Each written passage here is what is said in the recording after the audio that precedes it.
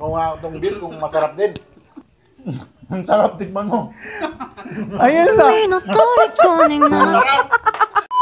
Buriko pizza, ang flavor po na dala namin is beef overload tsaka Hawaiian. Oh, sige, sure. Anong gusto mo? Beef? Ito. Okay. Buriko pizza sa Hawaiian.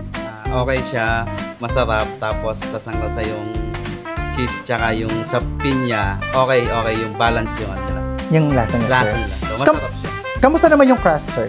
Yung crust niya, ibang-iba sa ibang pizza na nabibili. Malambot. Malambot siya. Tsaka may konting crunchy siya sa dulo. Ay, nice talaga. Nagustuhan niyo talaga, sir? Yes, sir. Opo. Kung i-compare natin sa mga pizzang natitikman mo, sir, may ilalaban naman si Buriko Pizza, sir. Yes, sir. May lalaban. Apo. So, kung i-rate natin, sir, 1 to 10, nasa ilan naman?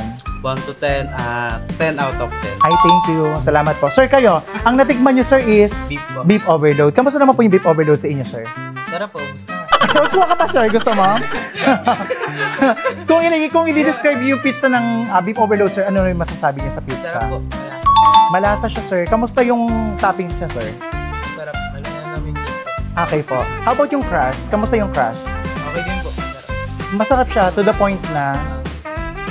Bibili pa ako. Ay, talaga. Thank you. Sir, kung i-rate natin 1 to 10, nasa ilan? 10. 10. Thank you.